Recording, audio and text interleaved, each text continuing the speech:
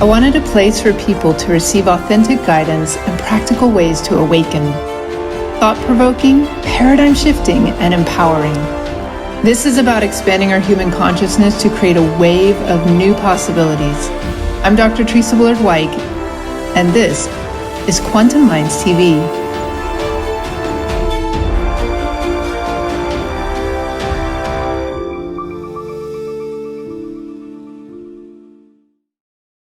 Welcome back to Quantum Minds TV, where we take a deep dive into various perspectives on what it's going to take to create a shift in human consciousness.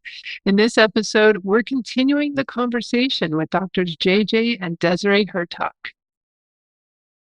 And when we can shift to that unity consciousness, that I think really gets us to that place that we want to be for creating that leap in collective consciousness. Whereas when you come from just an approach, for example, of a purely scientific perspective, like we have right now with some of the materialist scientific perspective, where it's like, well, it's about AI, it's about the singularity, where we're trying to transfer our brain or our intelligence or consciousness into a computer or the global brain project or into a machine and create these hybrids. It's so that we can achieve immortality. Well, what if we already are immortal, but we need to stop being so focused on just the physicality of our existence and get into more the eternal essence of who we are? This is the great craze here in Silicon Valley, where we're looking presently the singularity, the work of Ray Kurzweil and others like him, that we can really manufacture a being that is a cyber, part human, part machine, that will live forever in space, ignoring what we've seen in terms of research that has shown our physical potential of being able to extend with just this wetware of our brain into another dimensional field, claiming what I call the lightware, the ability that we are part of a universal mind already. And that endowment gives us the ability of omnidirectionality, omnipotence in certain areas of new science, while having to forsake really the God-given gifts of the spark of the divine, if I can use that terminology, that the ancients considered to be part of the universal self. Right. We've talked in universities actually around the world, and we're pro literally artificial intelligence. Robots will help us in the future. They're inevitable. But that doesn't mean that we have to become a robot to live forever or to have that greater ability. And that's the end of our conversation at these classes, because we think, you don't realize we are actually always more interconnected than a robot. Then you get to the question, though, can the robot develop consciousness? That's a different reality, but that's an interesting reality. We can save that for another program. But bottom line, our abilities right now are far surpassing any robotic scenario that we can imagine because of our non-local awareness that we have. And it really should empower us. I think that's my message to every time I do a lecture similar to this, that we have such an ability. We are not individuals cut off, stuck here in a house, not doing anything, too old to get out of the house, too COVID to get out of the house, whatever you want to say. We actually, from where we are, can make a difference on the planet. And of course, if we can go out and, do something, help the homeless, do the food kitchens, whatever, we can also increase that ability. I'm not saying it all has to be from our minds.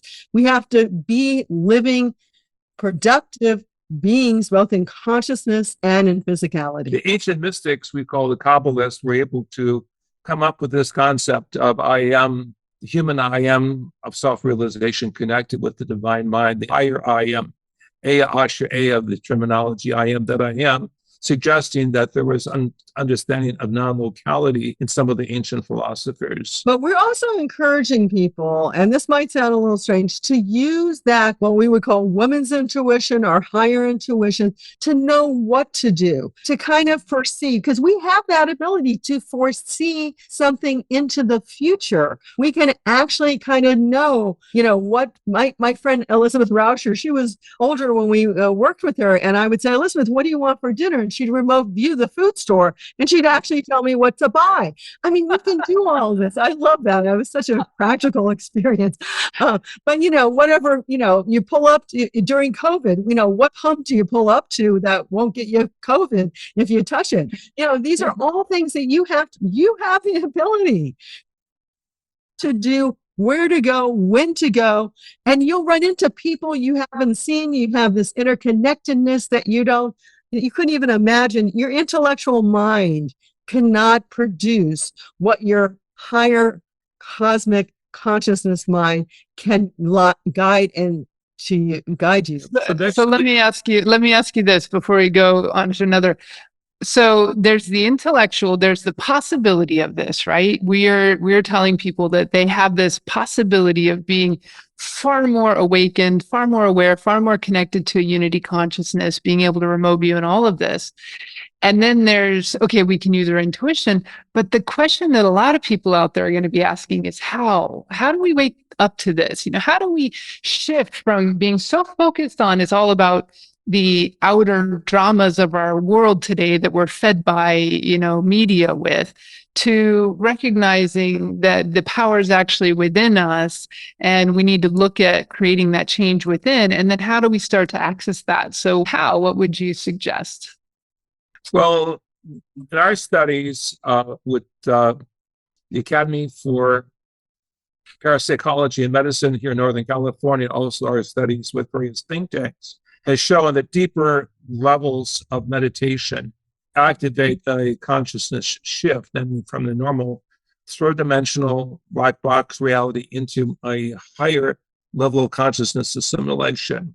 Our work also with music and acoustical physics has shown that the mind can be entrained by certain sounds introduced from the musical artistic environment that can also bring together the left side and the right side of the brain, the male and the female, so to speak, into a collective awareness.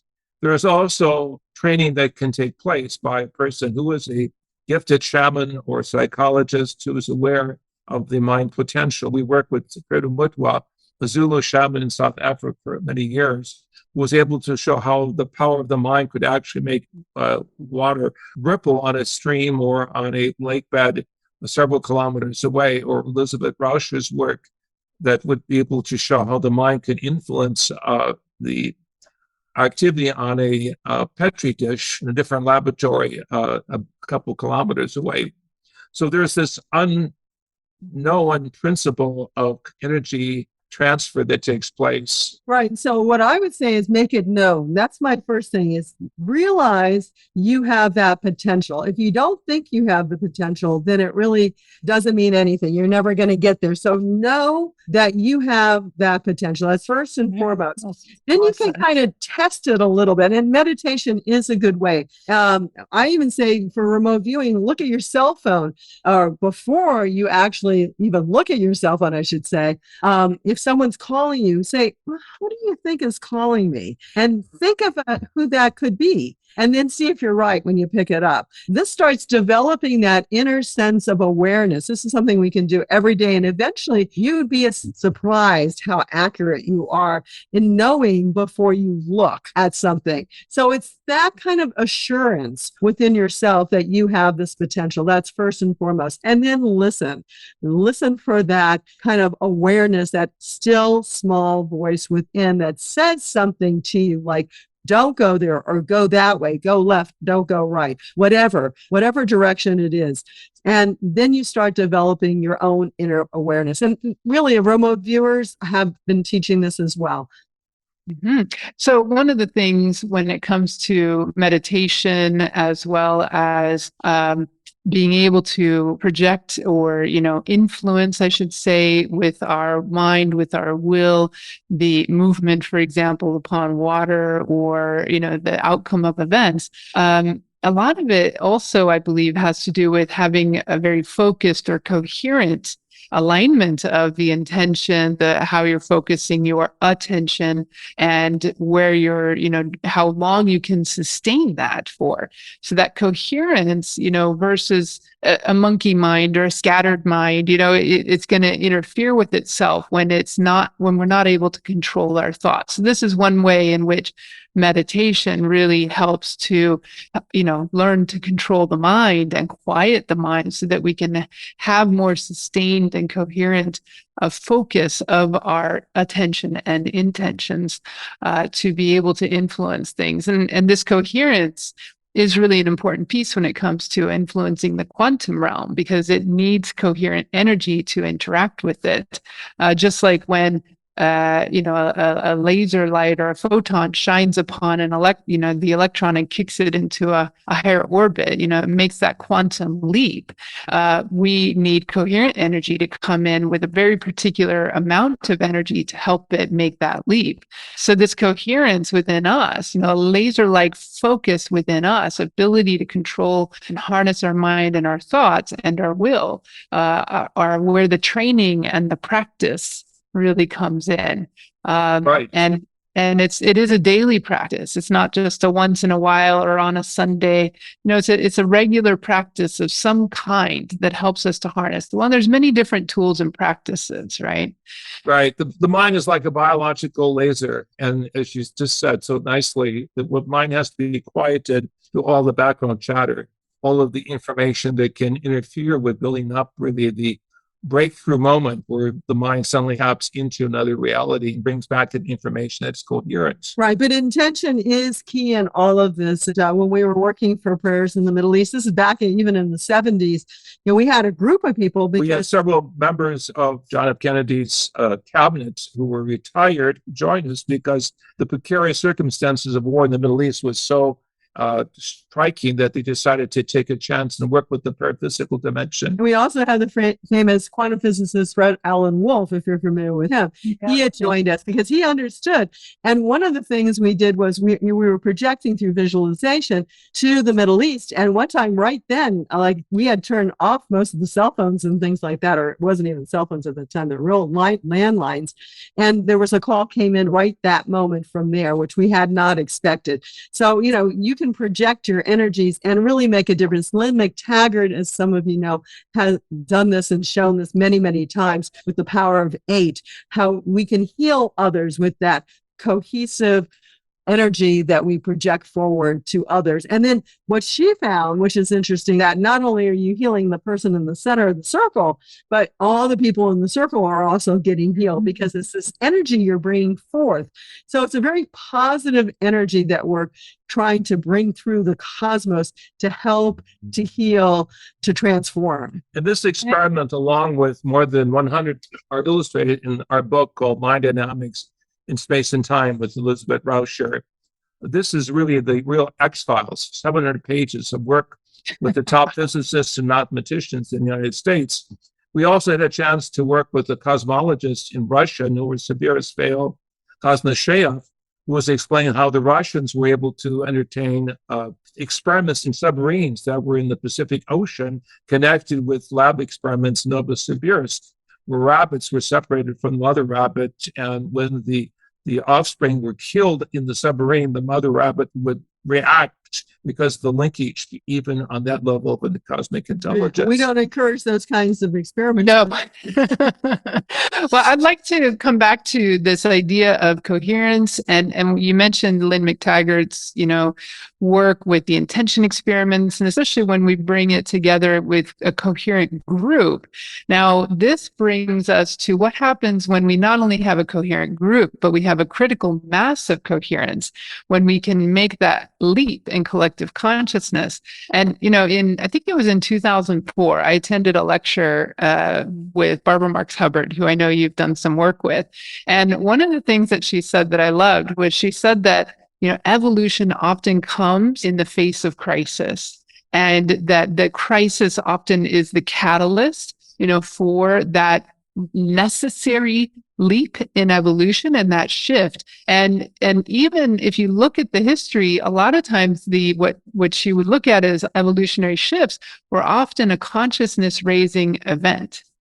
And so we're right now at this time where we need to raise consciousness and make such an evolutionary shift. But we're also at a time where not only are we aware that we're evolving, we are aware that we can consciously participate in our own evolution, which I think really ties back to what the ancient alchemists were all about, which was how can we harness the forces of transformation and change to make things better, to raise the consciousness and raise the vibration, and to do so proactively and masterfully. Let's take a pause from this fascinating conversation to enjoy a quick consciousness break. Introduction to Kabbalah Chants, a healing meditation series for awakening the tree of life within. Each album in this 11-part series is specially tuned to musical frequencies, soundscape, and divine names that capture the essence of each sephira on the tree of life. The music of these healing meditations is tuned to a 432 Hz musical scale, which is a pure frequency fundamental to the sacred geometry and mathematics of the universe.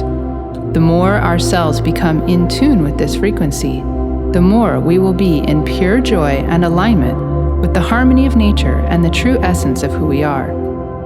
Universal Kabbalah is the study of life and how to live our full potential in this life. The word Kabbalah means to receive, so allow yourself to just receive during these meditations. As you listen to these sacred tones and healing music, we invite you to allow your soul to soar within the vast realms of your true divine potential.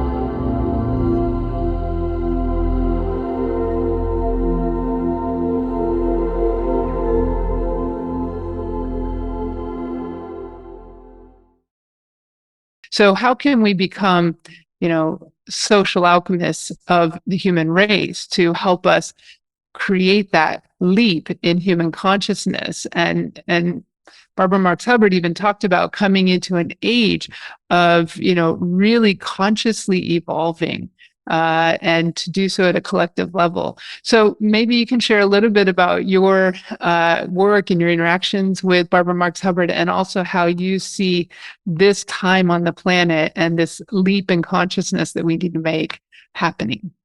Right. So yes, Barbara said, you're going to have to go through crisis to go to the next positive step forward, because she saw that, I don't believe crisis is necessary. Dr. Hurtak has this book, End of Suffering. We don't have to suffer to make the change, but it seems that as a humanity, we tend to take that direction, sadly.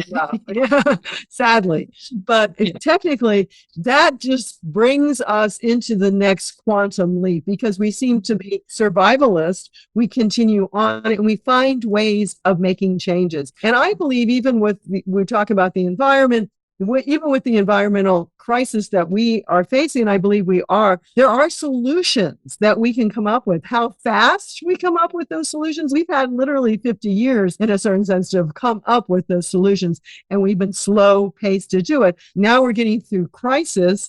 Now maybe we'll do it in 5 to 10 years, which is a sad situation, if I can say, for the human race. I want to say one other thing, then I'll let Dr. Hurtak talk about Barbara, because we were some of our oldest good friends for many, many years. He's known her literally for 50 years. Of course, she's been passed over for a couple of years now.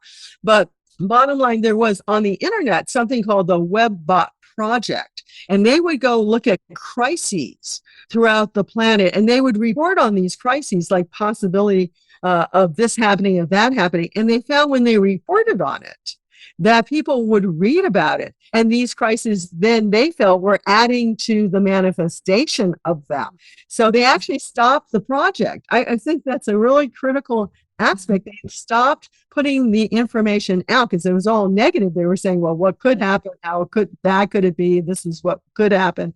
If I can, that's really interesting, because it's exactly what the mainstream media is constantly doing. It's focusing on the negative, right? And it's driving. It's the cosmic turnoff. It's the cosmic turnoff, rather than seeing really the fantastic universe that we live in, the great breakthroughs and discoveries that we're making, showing us that we are living cosmic citizens already in this biological form. But to go back to Barbara, I met her in the 1970s, the early 70s, when she was promoting what she called SynCon, which was bringing together high technology into a dialogue of how we can discover the new image of humanity, our cosmic potential. And then later she graduated into spirituality in reflection upon the New Testament.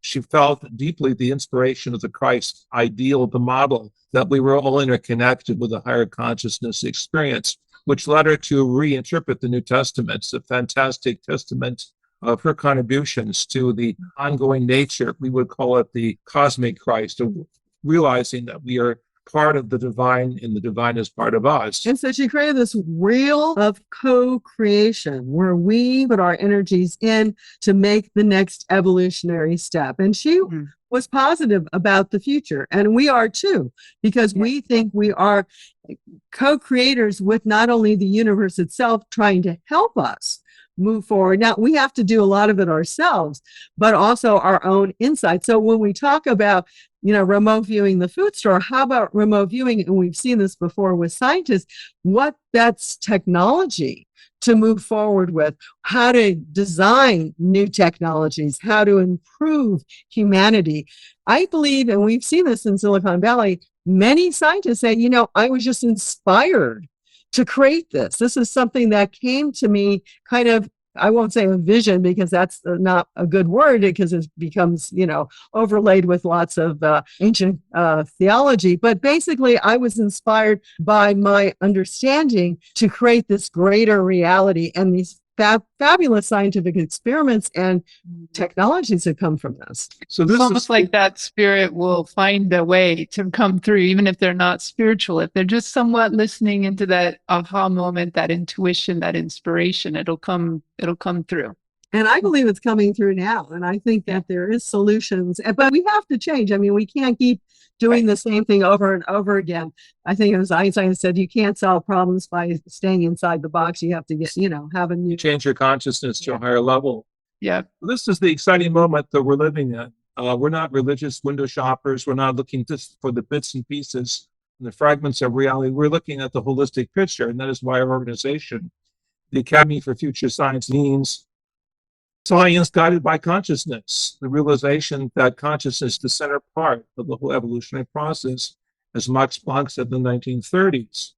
So Bohm and others like him were able to draw upon the work of the Einstein-Bolesky-Rosen model of realizing the cosmic potential is there, but we have to be a living part of it, and not just a reflective part. We have to be a progressive part of putting together our own map of where we go from here.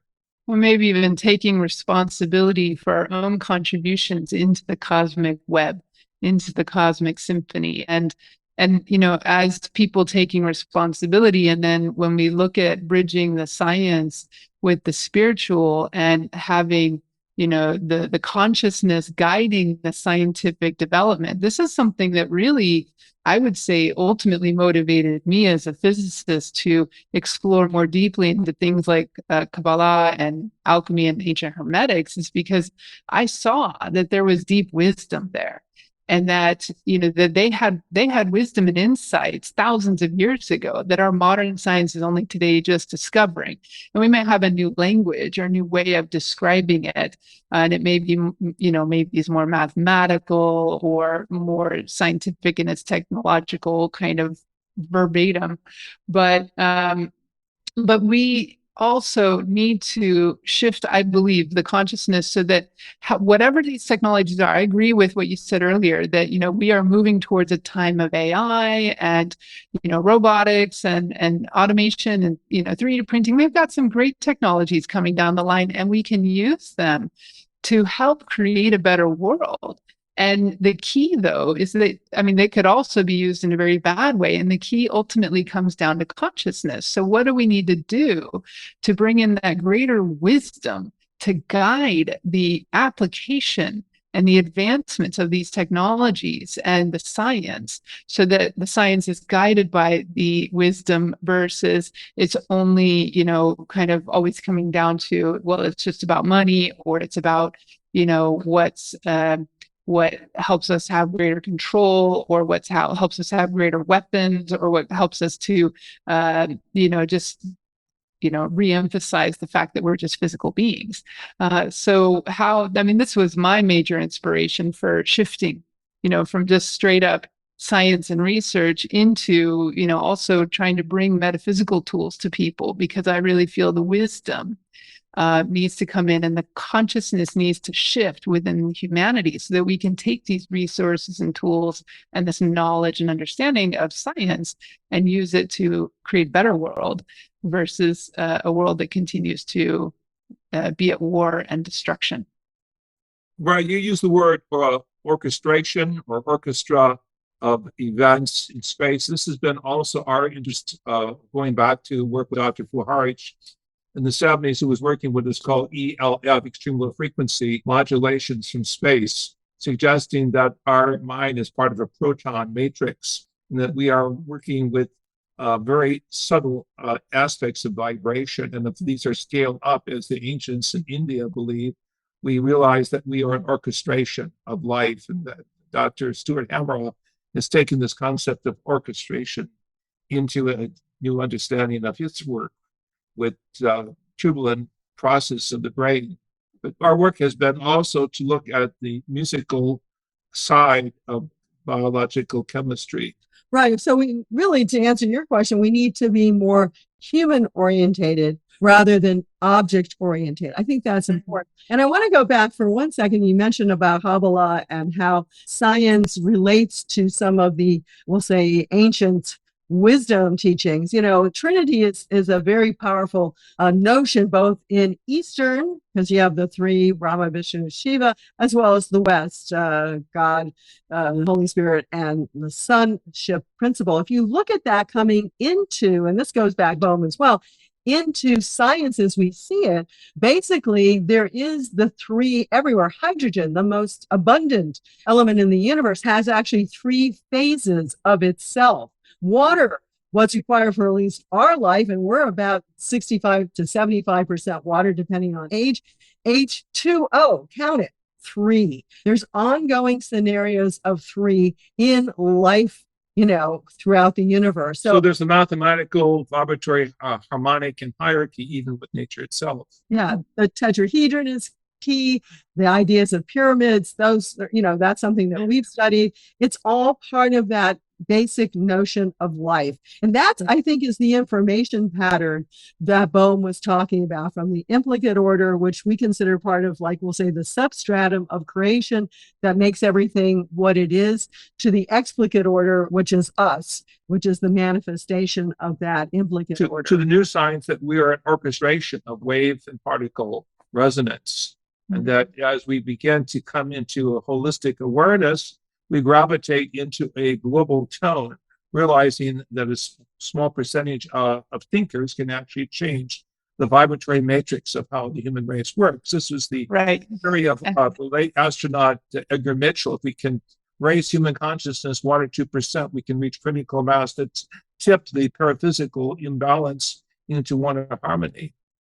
So that critical mass, and that critical mass is, 1%, 2%, 3%, but it's a small percentage of the collective of humanity.